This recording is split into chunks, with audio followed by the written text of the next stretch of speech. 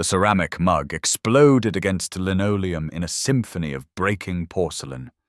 Steam rose from spilled coffee like morning mist as the waitress recoiled, pupils dilated with primal terror. One accidental brush of fingers against her shoulder. That's all it took. Ryan Carter froze mid-apology, recognition flooding his chest like ice water. He'd witnessed this exact choreography before. The defensive crouch, the rapid exit scanning, the way her breathing turned shallow and desperate. 23 years wearing a badge had carved these patterns into his soul. The faded police shield tucked behind worn leather seemed to pulse with forgotten weight as other diners returned to their conversations, oblivious to the silent scream echoing in her trembling frame. Something deadly had followed this girl into his quiet morning refuge.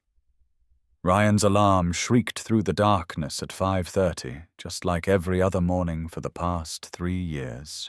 His calloused hand slapped the nightstand, knocking over an empty beer bottle that rolled across warped floorboards with hollow percussion. The apartment smelled of burnt toast and forgotten dreams, walls decorated with nothing but water stains, and a single photograph turned face down on the dresser.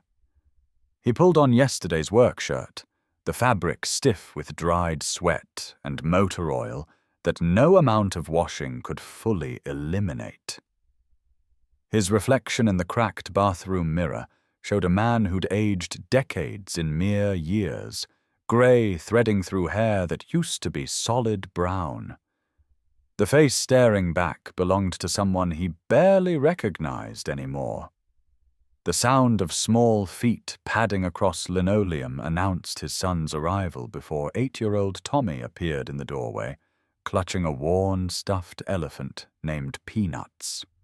School clothes hung loose on his thin frame, hand-me-downs from the church donation box that never quite fit right despite Mrs. Henderson's careful alterations. Ryan's chest tightened as he watched his boy try to pour cereal with hands that shook slightly from hunger they'd both learned to ignore with practiced dignity. The milk carton was nearly empty again, just like the checking account, and the hope that things might somehow get easier. Tommy's bright eyes held questions Ryan couldn't answer, about why Mommy's picture stayed hidden, and why Daddy's hands trembled when he thought no one was looking. "Dad, you forgot to sign my field trip permission slip again." Tommy's voice carried no accusation, just the weary acceptance of a child who'd learned not to expect much from a world that had already disappointed him repeatedly.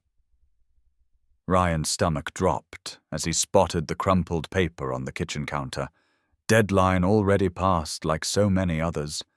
Another small failure in an endless parade of them, each one carving deeper grooves into his conscience until guilt became his most faithful companion. He knelt beside his son, smoothing down hair that stuck up in impossible directions no matter how much water they used or how carefully he tried to tame it. The scent of cheap shampoo mixed with the lingering antiseptic smell that seemed to follow Ryan everywhere these days, a ghost from his former life that refused to be exorcised. "I'm sorry, buddy. I'll call the school, see if they'll make an exception."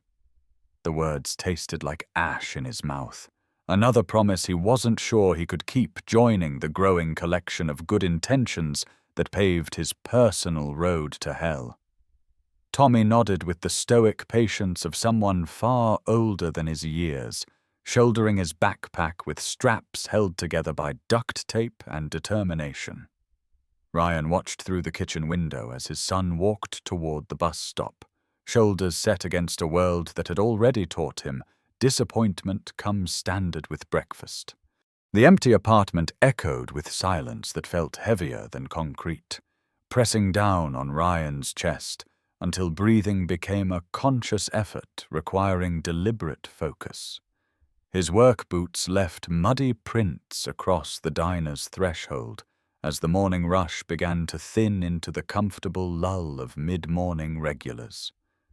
Riverside Diner occupied the corner of Main and 3rd, its neon sign flickering intermittently like a dying heartbeat, struggling against the inevitable.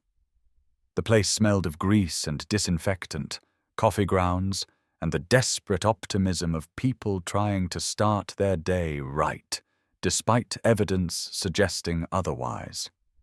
Red vinyl booths bore the scars of countless conversations, their surfaces cracked and patched with tape that had long since lost its adhesive properties. Ryan claimed his usual booth in the back corner, positioning himself with a clear view of both entrances and the emergency exit behind the kitchen. Old habits dying hard even when you tried to bury them under 3 years of manual labor and determined amnesia. The new waitress approached with cautious steps, order pad clutched like a shield against her chest as she navigated between tables with practiced efficiency. She couldn't be more than 25, with auburn hair pulled back in a ponytail that revealed the elegant curve of her neck and small silver earrings that caught the fluorescent light. Her name tag read Hazel in fading black letters, but something about the way she wore it suggested it might not be her real name. Too careful, too deliberate, like someone consciously choosing an identity rather than simply wearing one. She kept glancing toward the windows with the nervous intensity of prey animals checking for predators, her movements economical and calculated in ways that spoke of hard-learned survival skills. Ryan recognized the signs immediately, someone running from something that left deeper scars than any visible wound could possibly convey. "Coffee, please." "Black." His voice came out rougher than intended, years of shouting orders and reading Miranda rights having left permanent gravel in his throat that no amount of honey could smooth. Hazel's hand trembled slightly as she poured, the liquid surface rippling like disturbed water in a way that suggested her composure was more fragile than it appeared. She moved with the precise awareness of someone who'd learned to navigate dangerous spaces, never quite turning her back to the room for more than a few seconds at a time. When she reached for his empty sugar dispenser, their shoulders brushed for the briefest moment. Contact so light it might have been accidental, if not for the violence of her response. The reaction was instantaneous and devastating. Pure terror flashing across her features like lightning illuminating a storm-darkened sky, revealing landscapes of fear that should never exist in anyone so young. The mug hit the floor with explosive force, ceramic shrapnel scattering across worn linoleum as Hazel stumbled backward into the service station with enough force to rattle the coffee carafes. Her breathing turned rapid and shallow, hands pressed against her ribs as if trying to hold herself together through sheer force of will, while her world tilted sideways. Every other customer in the diner turned to stare, their conversations dying into uncomfortable silence as they witnessed something they couldn't quite name, but instinctively feared the raw exposure of trauma in a place designed for comfort. Ryan remained perfectly still, his trained eyes cataloguing every detail with the automatic precision of someone who'd spent decades reading human disasters, the way she favored her left side, the faint scar barely visible above her collar, the unconscious way her fingers moved to check that the exit route remained clear. This wasn't ordinary clumsiness or social anxiety. This was someone whose nervous system had been rewired by experiences that normal people only encountered in nightmares. "I'm sorry, I didn't mean to startle you." The words felt inadequate, tiny band-aids applied to a wound that ran soul deep and showed no signs of healing, despite whatever time had passed. Hazel's eyes met his for just a moment, and in that brief connection, he saw recognition flicker, the look of someone who'd learned to identify others who carried similar damage, members of an unwanted fraternity, bound together by understanding that the world wasn't safe, and probably never had been. She began sweeping up the broken pieces with mechanical precision, each movement controlled and purposeful, despite the tremor in her hands that spoke of adrenaline still coursing through her system. The other diners gradually returned to their conversations, but Ryan noticed how several continued stealing glances, their curiosity mixing with the uncomfortable awareness that they'd witnessed something private and raw, a glimpse behind curtains that were meant to stay closed in polite society. "It's fine. I'm clumsy today." Her voice carried the practiced casualness of someone who'd learned to deflect attention with self-deprecating humor, smoothing over awkward moments with explanations that protected both her privacy and other people's comfort. But Ryan caught the slight hitch in her breath, the way her knuckles went white around the broom handle as she fought to maintain composure that was clearly costing her tremendous effort. 23 years of reading people had taught him to distinguish between ordinary nervousness and the bone-deep vigilance of someone living in constant fear, and Hazel radiated the latter like heat from a fever. As she disposed of the broken ceramic, he noticed how she kept the dumpster lid propped open, with her foot even mundane tasks planned with escape routes in mind. Every action filtered through the lens of survival instincts that had been honed by necessity rather than training. The bell above the door chimed as new customers entered, but Hazel's reaction was immediate and telling in ways that made Ryan's old instincts scream warnings across his consciousness. She froze mid-sweep, color draining from her face as her gaze darted toward the sound, with the hyper-alertness of someone whose life had taught her that unexpected arrivals often brought danger. Two men in dark suits stepped inside, their movements deliberate and predatory, in a way that made Ryan's professional assessment kick into high gear automatically. They scanned the diner with professional thoroughness, eyes lingering on faces with the calculating assessment of hunters tracking prey through familiar territory. Hazel had somehow made herself smaller, practically invisible behind the counter as she continued cleaning with trembling hands that betrayed the fear her expression tried to hide. These weren't ordinary customers looking for breakfast. They were professionals, and they were hunting something specific.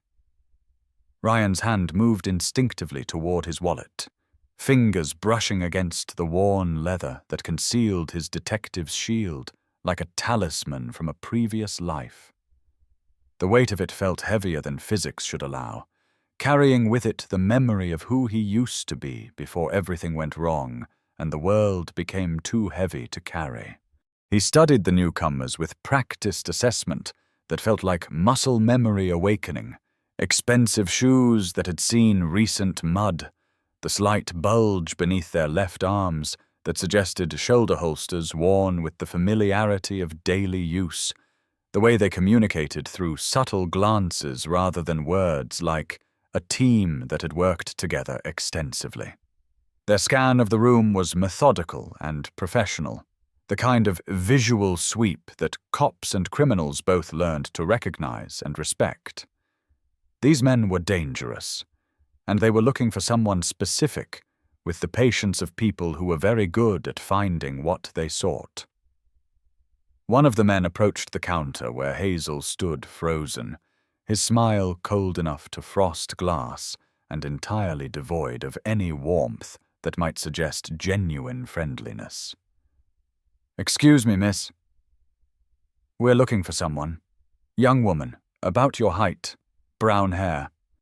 His voice carried the soft menace of velvet wrapped around razor wire, polite on the surface but containing undertones that promised consequences for unhelpful responses. Hazel's grip on the coffee pot tightened until her knuckles went white, but she managed to keep her expression neutral, even as terror flickered behind her eyes like distant lightning. Ryan watched the careful choreography of predator and prey unfold, recognition crawling up his spine like ice water as patterns from old cases reasserted themselves in his memory. This was exactly how human traffickers operated: professional, persistent, and utterly without conscience when it came to retrieving what they considered their property. "Haven't seen anyone like that." "We get lots of people through here." Hazel's voice remained steady, despite the tremor Ryan could see running through her frame, like a current she couldn't quite control.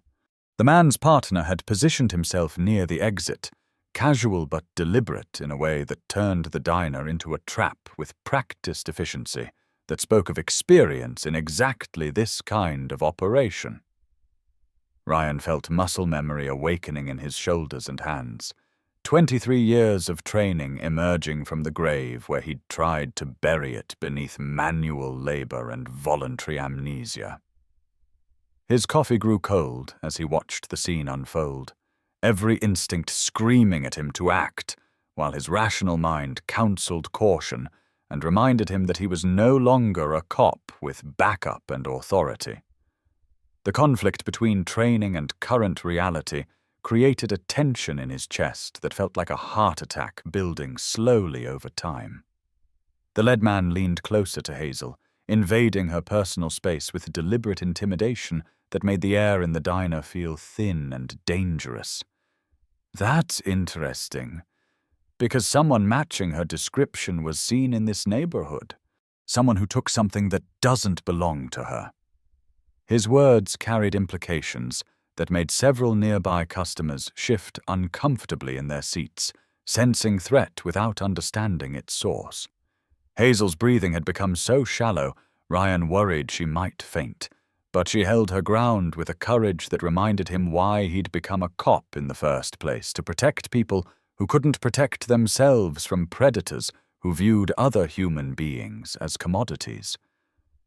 The man's smile widened as he watched her struggle, feeding off her fear with the casual cruelty of someone who'd learned to enjoy others' suffering as a professional perk. "I think you gentlemen should leave." Ryan's voice cut through the tension like a blade, calm and authoritative in a way he hadn't used in 3 years, but that felt as natural as breathing once he accessed it again. Both men turned toward him, their professional assessment taking in his work clothes and calloused hands with dismissive evaluation that catalogued him as a non-threat based on appearance alone. But something in his posture, the way he held himself with coiled readiness that spoke of training and experience, made them pause and reassess their initial judgment. The lead man's smile widened, revealing teeth that looked expensive and sharp, but Ryan caught the slight tightening around his eyes that suggested uncertainty creeping into his confidence. "This doesn't concern you, friend. Just having a conversation with the young lady here." The words were polite on the surface, but the underlying threat was unmistakable to anyone who'd spent time in the criminal justice system from either side of the law. Ryan stood slowly, his movements deliberate and controlled as he closed the distance between them with the kind of measured approach that police officers learned in tactical training. Other customers began to sense the shift in atmosphere, conversations dying as tension filled the space like rising floodwater that nobody could ignore. Hazel watched with wide eyes as Ryan positioned himself between her and the men, his body language shifting into something that belonged to his former life, but felt more natural than anything he'd done in 3 years. The transformation was subtle but unmistakable, from broken civilian to functional law enforcement officer in the space of seconds. Conversations over. 2 words, delivered with the quiet authority of someone accustomed to being obeyed without question or negotiation. The men exchanged glances, their professional assessment of the situation clearly shifting as they recognized something familiar in Ryan's bearing that didn't match his civilian appearance. The second man's hand moved almost imperceptibly toward his jacket, but stopped when Ryan's eyes locked onto the movement with laser focus that suggested he was tracking potential weapons with the automatic precision of someone who'd survived similar confrontations. For a moment, the diner held its breath as three dangerous men sized each other up across a space that suddenly felt like a battlefield where violence was not only possible, but increasingly probable. The civilian customers sensed the change without understanding it, conversations dying as primitive warning systems activated in response to predatory tension they couldn't rationally explain.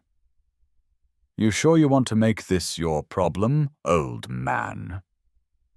The lead man's voice carried genuine curiosity now, as if he was reassessing Ryan's potential threat level and finding the calculation more complex than he'd initially assumed. But Ryan had already made his decision, the weight of his concealed badge feeling like a promise he'd forgotten he was still capable of keeping after 3 years of hiding from responsibility. He reached into his wallet with deliberate slowness, letting them see his hands as he withdrew the worn leather case that held his detective's shield, the one piece of his former identity he'd never been able to discard, despite trying multiple times. The gesture was careful and controlled, designed to avoid triggering a violent response while making his position absolutely clear to anyone with experience in law enforcement protocols. Detective Ryan Carter, NYPD, retired. The badge caught the fluorescent light as he held it up, its gold surface tarnished but still carrying the authority of law and order that transcended individual careers or geographic boundaries. The effect on the two men was immediate and dramatic, the predatory confidence evaporating as they realized they'd stumbled into something much more complicated than they'd anticipated when they'd walked through the door. Hazel's sharp intake of breath was audible in the sudden silence, hope and fear warring across her features as she processed this unexpected development that changed everything about her situation. The other customers began whispering among themselves, understanding that they were witnessing something significant, even if they couldn't fully grasp the implications of what was unfolding before them. The lead man's composure cracked slightly, uncertainty replacing cocky assurance as he recalculated the odds in a situation that had suddenly become much more complex and dangerous from his perspective. "Retired, you said? That badge doesn't mean much anymore, does it?" But his voice lacked its earlier conviction, and Ryan could see the doubt creeping in around the edges of his professional confidence like water seeping through a failing dam. 23 years of reading criminals had taught him to recognize when someone was bluffing versus when they were genuinely dangerous. And these men were beginning to understand they'd walked into a situation they couldn't control through intimidation alone. The dynamics had shifted fundamentally, and experienced predators always recognized when the hunt had turned against them unexpectedly. "Maybe not. But my phone still works." Ryan held up his cell phone with his free hand, thumb hovering over a number he hadn't called in years, but that was still programmed into his contacts under Emergency Santos. "One call brings half the NYPD through that door. You sure you want that kind of attention?" The threat hung in the air like smoke, and Ryan watched as the two men weighed their options with the professional calculation of people who survived by avoiding unnecessary complications and unwanted scrutiny. Professional criminals understood that success depended on staying invisible, and a former detective with active connections represented exactly the kind of complication that could destroy carefully laid plans and expose operations that depended on secrecy for their continued existence.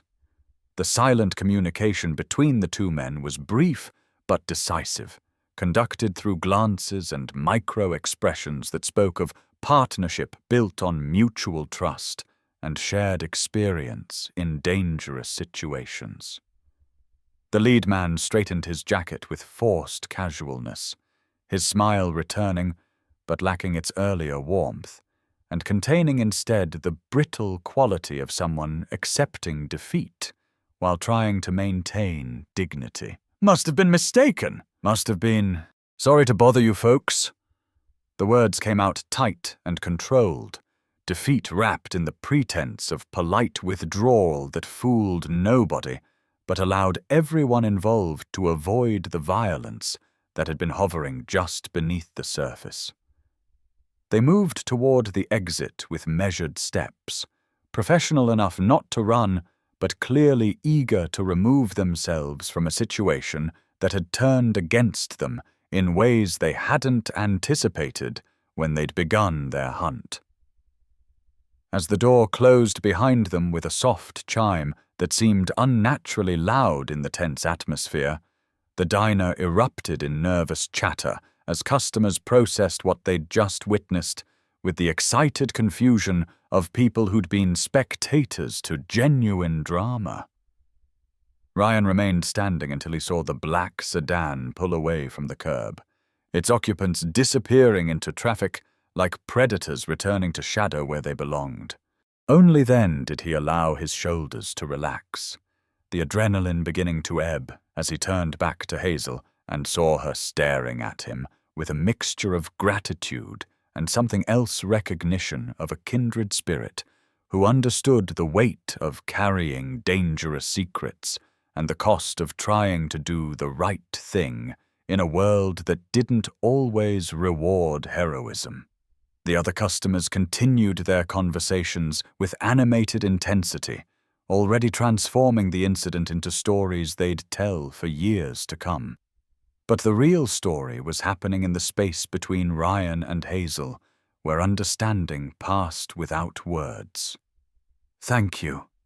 The words came out barely above a whisper, but they carried the weight of someone whose faith in human decency had been restored by an unexpected act of courage from a stranger who had every reason to mind his own business. Ryan tucked his badge back into his wallet, suddenly aware of how dramatically his quiet morning had shifted and how natural it felt to be protecting someone again after 3 years of protecting only himself.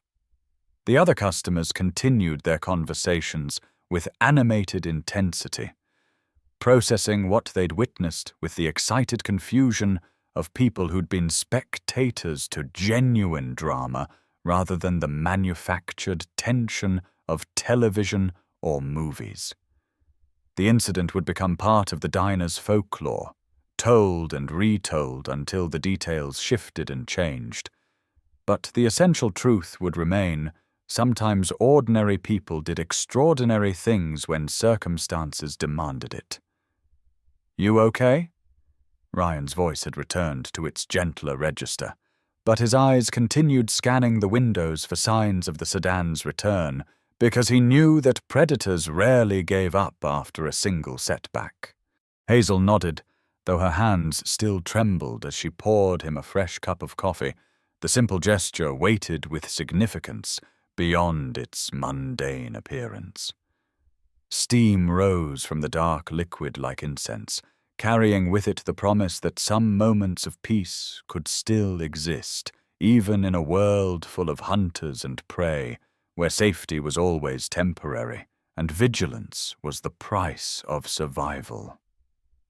The normalcy of the action-pouring coffee in a diner on a Tuesday morning felt revolutionary after the tension that had just passed. A small victory for ordinary humanity over the forces that sought to destroy it. "They'll be back." Hazel's statement held no question, just the weary certainty of someone who'd learned that safety was always temporary, and that predators rarely abandoned their prey without compelling reason to do so. Ryan met her gaze directly, seeing in her eyes the same haunted awareness that he recognized from his own mirror during the worst months after Sarah's death. The knowledge that the world contained far more darkness than most people ever suspected. The difference was that she was still running while he'd simply stopped trying to escape. But maybe, just maybe, his 23 years of experience could help her find something better than endless flight from shadows that would always be there. The possibility felt fragile but real, like the first green shoots emerging after a long winter that had seemed like it might never end. Not today. And when they do come back, they won't find you unprepared. The promise felt strange on his tongue. The first time in 3 years he'd offered protection, instead of just surviving from one day to the next, without thinking beyond immediate necessities. Hazel's smile was small but genuine, the first real expression he'd seen from her since she'd served his coffee that morning, not the professional politeness of a waitress or the careful neutrality of someone trying to remain invisible, but actual human warmth, breaking through layers of protective numbness. Outside, traffic continued its mundane flow, people going about their ordinary Tuesday morning business, completely unaware that something significant had just shifted in the small space of the diner where two damaged people had found each other across a battlefield disguised as breakfast service. The conversation that followed unfolded in careful increments, like two wounded animals testing whether they could trust each other, not to inflict additional harm. Hazel spoke in fragments about law school and internships, about discovering things that weren't supposed to be discovered, and making copies of documents that powerful people preferred to keep secret. Ryan shared carefully edited versions of his own story, the cases that had worn him down, the night everything changed, the son who was the only reason he'd kept breathing when breathing felt like too much effort. Neither pushed for details the other wasn't ready to share, but the foundation of trust grew stronger with each carefully exchanged confidence, built on the mutual recognition that they'd both seen enough darkness to understand its weight. Tommy's drawing lay spread across the kitchen table when Ryan returned home that evening, crayon figures arranged in careful composition that demonstrated his son's remarkable attention to emotional detail. The family depicted included 3 people, instead of the usual 2: a tall man, a smaller boy, and a woman with auburn hair tied back in a ponytail who held a coffee cup in hands that somehow managed to look gentle despite being rendered in 8-year-old artwork. The attention to detail was remarkable for someone so young, down to the badge shape visible in the man's pocket, and the way the woman's eyes were drawn large and watchful, but with a spark of hope that hadn't been there that morning. Ryan stared at the artwork with a mixture of wonder and concern, recognizing his son's uncanny ability to perceive emotional undercurrents that adults tried to hide behind professional composure and social conventions. "She's sad, like you used to be, Dad." Tommy's observation cut straight to the heart of things with the brutal honesty only children possessed, their ability to see truth unfiltered by the elaborate defense mechanisms adults developed to protect themselves from reality. Ryan knelt beside his son, studying the careful way he'd drawn Hazel's eyes large and watchful, but with a spark of hope that hadn't been there that morning when terror had been the dominant emotion. The boy had somehow captured in crayon what Ryan's trained observation had taken hours to recognize, demonstrating an emotional intelligence that was both remarkable and concerning in someone so young. His son's ability to read adult emotions had always been sophisticated, but this felt like something more. A recognition of kindred spirits across the barriers of age and experience that suggested Tommy understood far more about damaged people than any 8-year-old should need to know. "What makes you think that?" Ryan kept his voice carefully neutral, not wanting to influence Tommy's answer, but genuinely curious about his son's perspective on a situation that had clearly registered in his consciousness, despite not being present for any of it. The boy considered the question with the seriousness he applied to all matters of emotional importance, his small finger tracing the outline of the crayon figures he'd created with such care and attention. His process was methodical and thoughtful, demonstrating the kind of consideration that adults often mistook for simple childhood creativity. But that actually represented sophisticated emotional processing happening in a developing mind that was far more perceptive than most people gave children credit for being. "Her eyes look like yours did," before you started smiling again. The simple observation carried devastating accuracy, cutting through Ryan's attempts at emotional camouflage with surgical precision that left him momentarily speechless with surprise.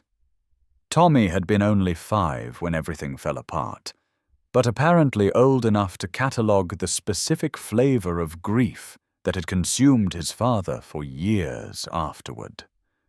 The fact that he could now recognize that same pain in others suggested an emotional maturity that no child should need to develop, born from necessity rather than natural development. Ryan felt a complex mixture of pride in his son's perceptiveness and regret that circumstances had forced such awareness on someone so young, creating wisdom that came from witnessing adult pain rather than childhood wonder.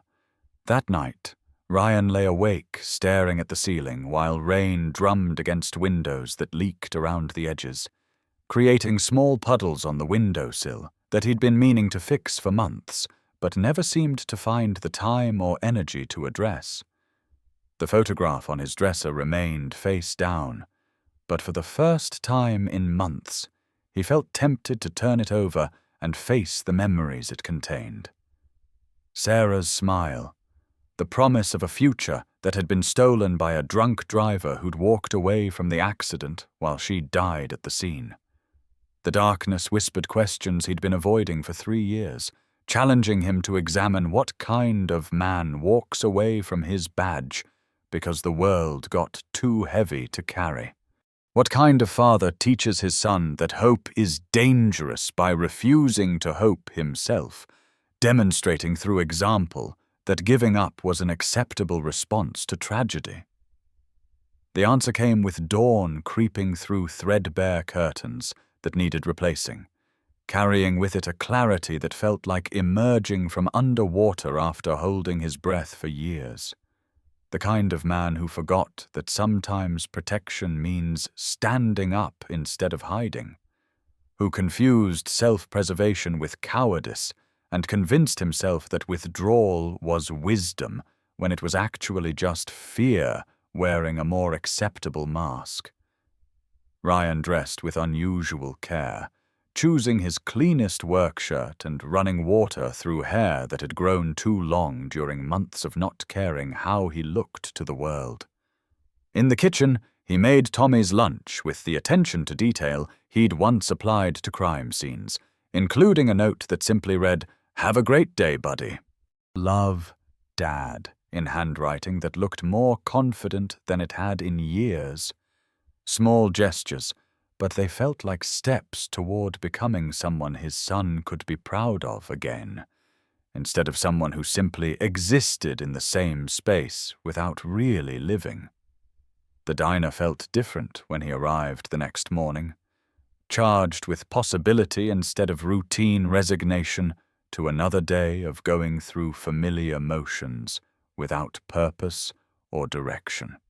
Hazel moved with slightly less tension in her shoulders, though her eyes still tracked every customer with professional wariness that would probably never completely disappear, no matter how safe her environment became.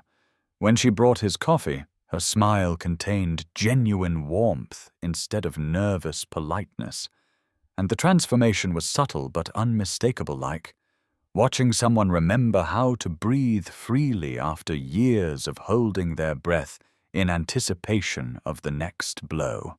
The change suggested that yesterday's confrontation had provided her with something she'd been missing for months, proof that not everyone in the world was either predator or prey, that some people still believed in protection without expectation of reward.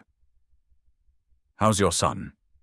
The question surprised him with its personal nature, moving beyond the careful neutrality that had characterized their previous interactions into territory that suggested genuine interest rather than professional politeness.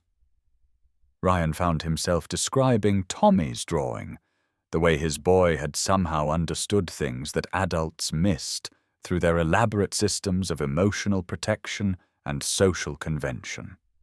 Hazel listened with the focused attention of someone who recognized the rarity of genuine connection, her own walls lowering incrementally as trust began to replace terror in ways that were visible in her posture and expression.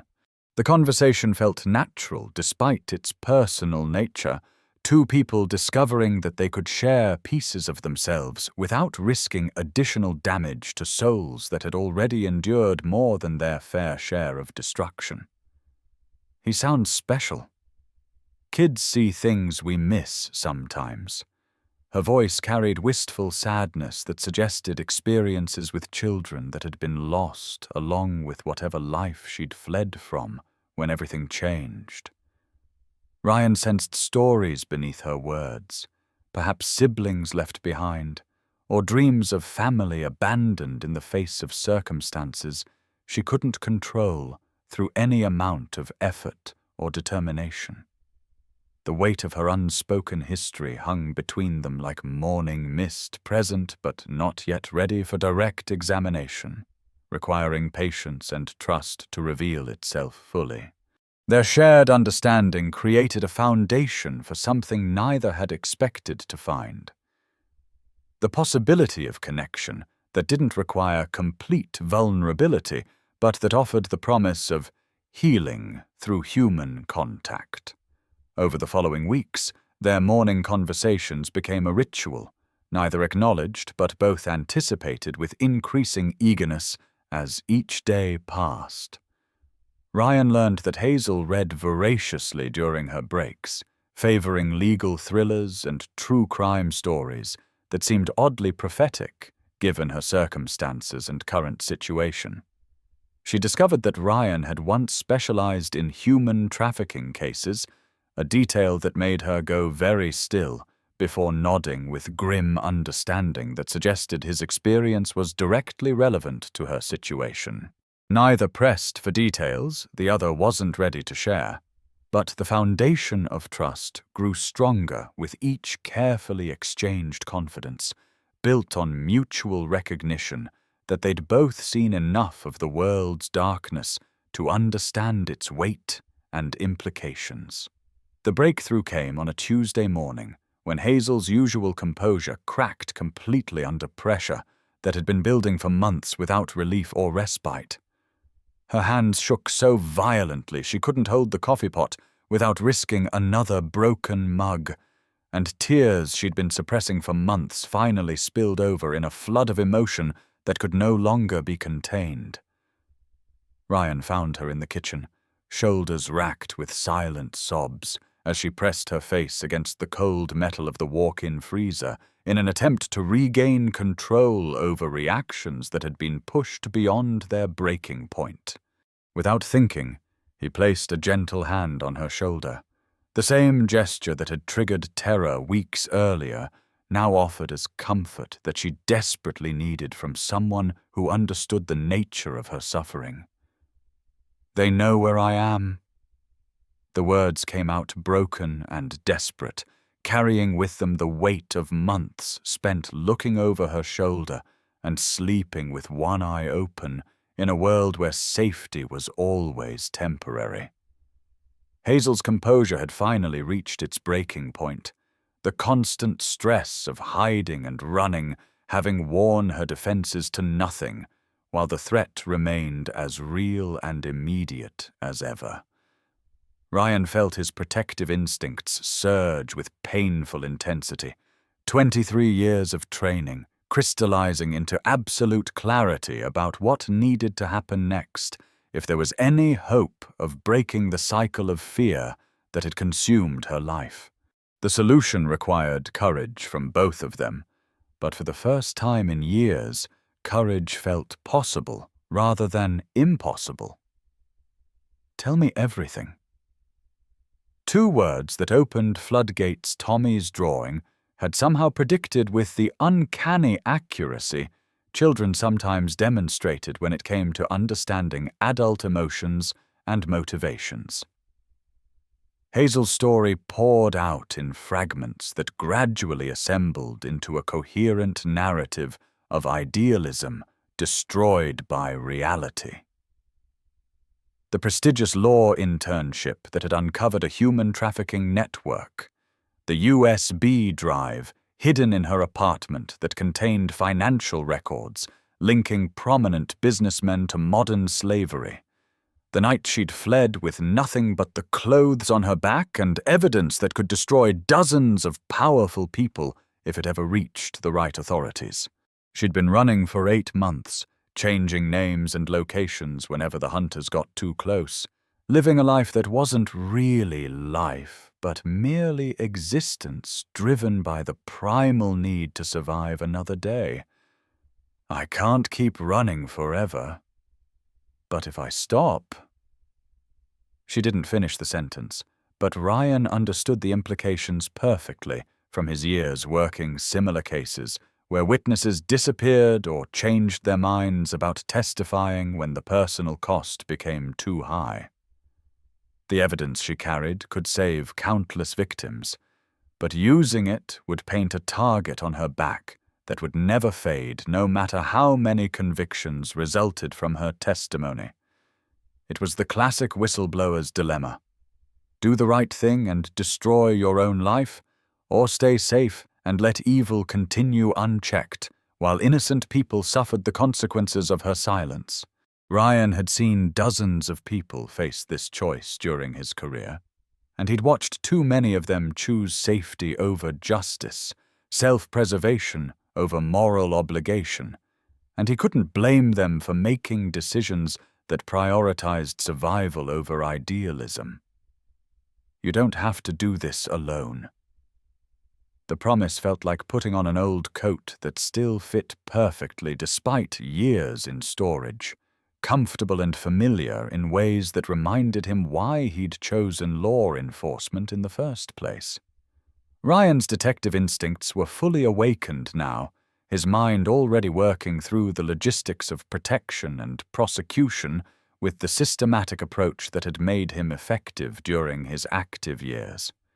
He had contacts in the FBI, people who specialized in exactly this kind of case and who could provide the security Hazel needed to testify safely without fear of retaliation. For the first time in 3 years, his experience felt like a gift instead of a burden, knowledge that could be used to help, rather than memories that only brought pain and regret about roads not taken and choices that couldn't be unmade. The plan they developed over the next several hours was simple but thorough, based on protocols Ryan remembered from successful prosecutions of similar networks during his active career. Ryan would reach out to his former partner, Detective Maria Santos, who now worked with a federal task force targeting human trafficking networks, and who had the resources and expertise necessary to handle evidence as sensitive as what Hazel possessed. The evidence would be transferred through official channels designed to protect both the information and the person providing it, with Hazel entering witness protection until the case went to trial and beyond if necessary. It wasn't perfect witness protection meant giving up any chance of a normal life in exchange for safety, but it offered something she hadn't had in months: Hope for an ending that didn't involve constant flight from shadows that would always be there waiting in the darkness. The handover took place in the diner's parking lot at dawn, federal agents arriving in unmarked vehicles that somehow looked more official than any badge or uniform could have made them appear. Ryan watched through the window as Hazel walked toward her new life, with shoulders squared and head held high, carrying herself like someone who'd remembered what courage looked like after months of surviving on fear and adrenaline alone. She paused at the door to look back once, offering him a smile that contained gratitude and something deeper. The recognition that sometimes salvation comes from the most unexpected sources when you've given up believing that salvation is possible. The agents were professional and courteous, treating her with the respect due to someone who was risking everything to do the right thing, and Ryan felt pride swell in his chest as he watched her make the choice that would define the rest of her life. 6 months later, the trials began making national headlines as the trafficking network collapsed like a house of cards, each arrest leading to additional evidence and more perpetrators being brought to justice. Hazel's testimony was devastating in its precision, her legal background allowing her to present complex financial evidence with clarity that juries could understand and prosecutors could use effectively.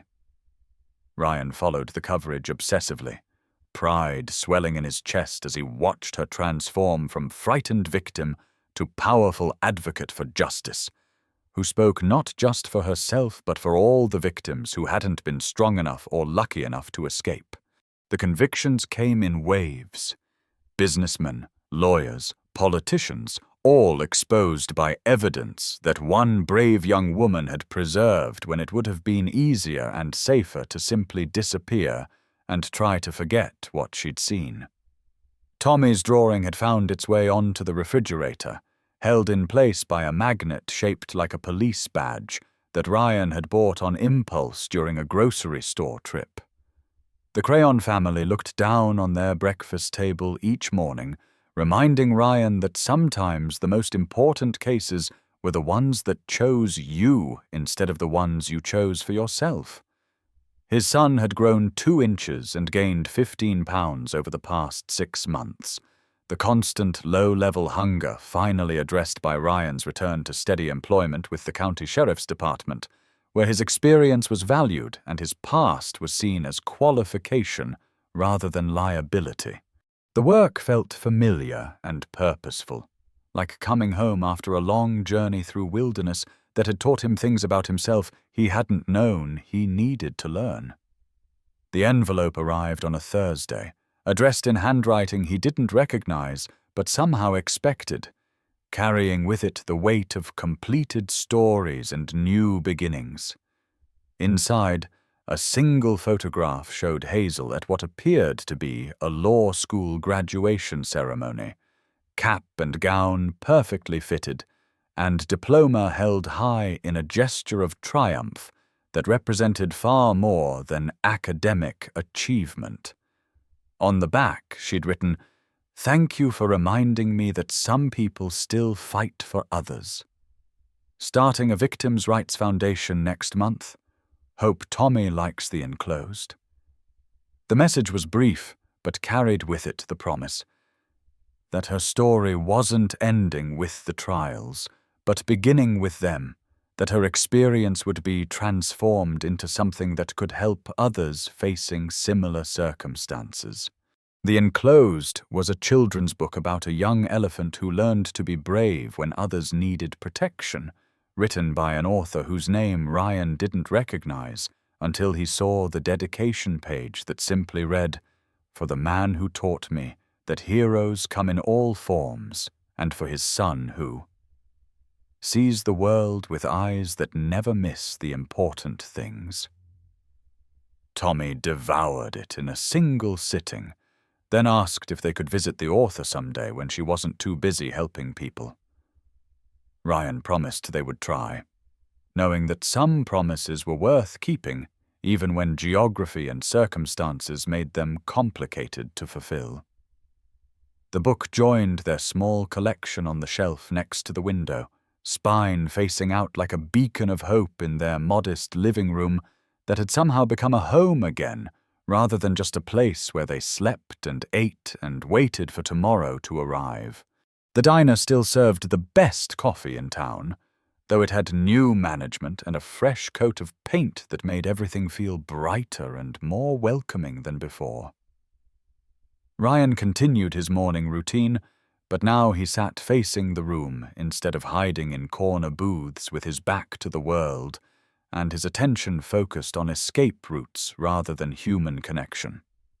His badge was real again, current instead of retired, and the weight of it felt like redemption instead of burden carried forward from mistakes that couldn't be undone. Sometimes he caught himself scanning for people who moved like Hazel had, careful, watchful, afraid, because he'd learned that heroes weren't born with special powers or divine calling. They were ordinary people who decided that someone else's safety mattered more than their own comfort or convenience. On quiet mornings when the coffee was especially good and the sunlight hit the windows just right, creating patterns of light and shadow that reminded him of better times, Ryan remembered the sound of breaking ceramic and the moment everything changed.